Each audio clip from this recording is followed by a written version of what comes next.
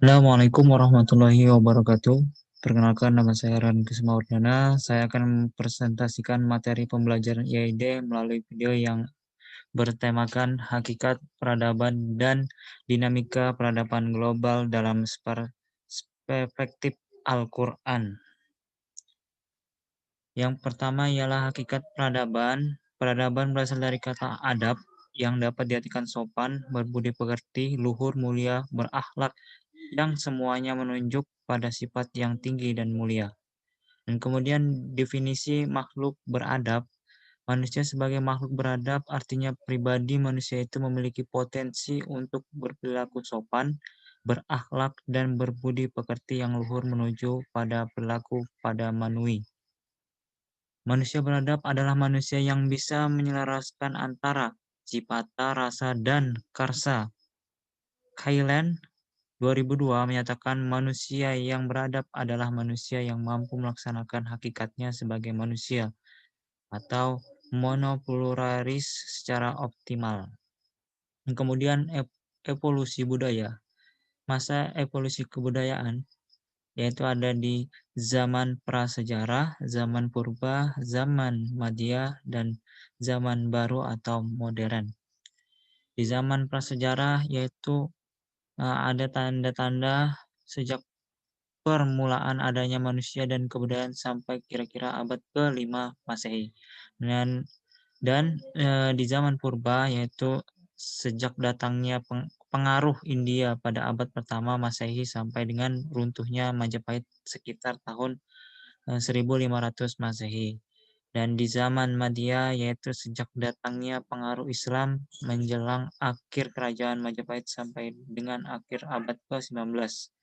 Dan di zaman baru atau modern yaitu sejak masuknya anasir barat atau Eropa dan teknik modern kira-kira tahun 1900.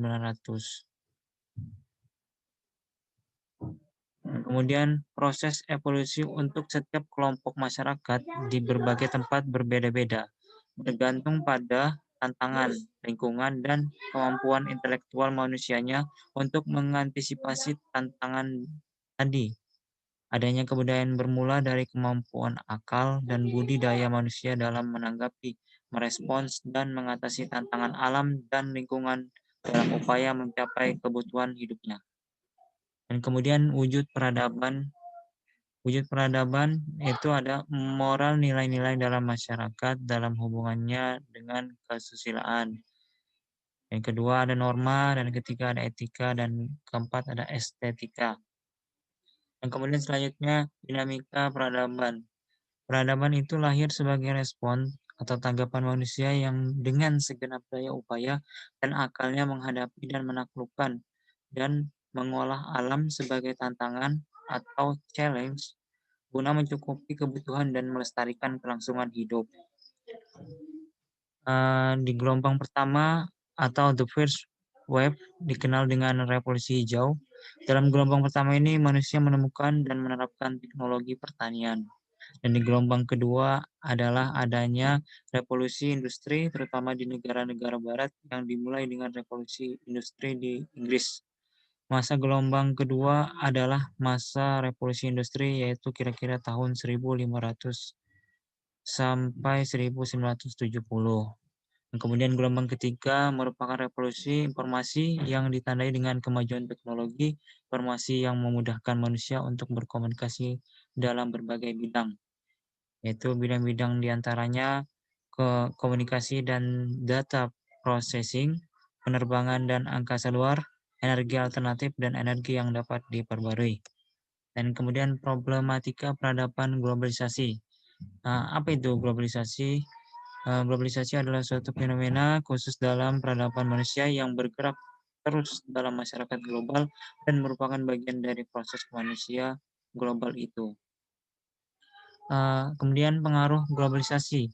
Pengaruh globalisasi terhadap bidang politik antara lain membawa internasionalisasi dan penyebaran pemikiran serta nilai-nilai demokratis, termasuk di dalamnya masalah hak asasi manusia. Pengaruh globalisasi terhadap ekonomi antara lain menguatnya kapitalisme dan pasar bebas. Pengaruh globalisasi terhadap sosial budaya adalah masuknya nilai-nilai dari peradaban lain. Globalisasi juga memberikan dampak terhadap pertahanan dan keamanan negara. Menyebarnya perdagangan dan industri di seluruh dunia akan meningkatnya kemungkinan terjadinya konflik kepentingan yang dapat mengganggu keamanan bangsa. Hal ini dikarenakan saat ini ancaman bukan lagi bersifat konvensional, tetapi juga kompleks dan semakin canggih. Misalnya ancaman terorisme, ancaman pencemaran udara, kebocoran nuklir, kebakaran hutan, illegal fishing, illegal logging, dan sebagainya. Kemudian efek globalisasi. Efek positif globalisasi yaitu kemajuan teknologi, komunikasi, dan informasi mempermudah manusia dalam berinteraksi. Yang kedua, kemajuan teknologi komunikasi dan informasi mempercepat manusia untuk berhubungan dengan manusia lain. Yang ketiga, kemajuan teknologi komunikasi, informasi, dan transportasi meningkatkan efisiensi. Kemudian efek negatif globalisasi yaitu masuknya nilai budaya luar akan menghilangkan nilai-nilai tradisi suatu bangsa dan identitas suatu bangsa. Yang kedua, eksploitasi alam dan sumber daya lain akan memuncak karena kebutuhan yang makin besar.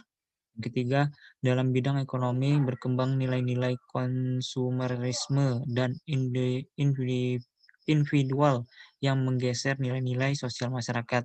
Yang keempat, terjadinya dehumanisasi, yaitu derajat manusia nantinya tidak dihargai karena lebih banyak menggunakan mesin-mesin berteknologi tinggi.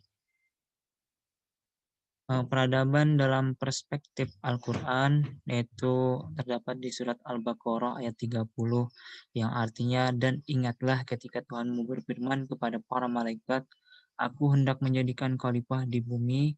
Mereka berkata, apa engkau hendak menjadikan orang yang merusak dan menumpahkan darah di sana, sedangkan kami bertasbih memujimu dan menyucikan namamu.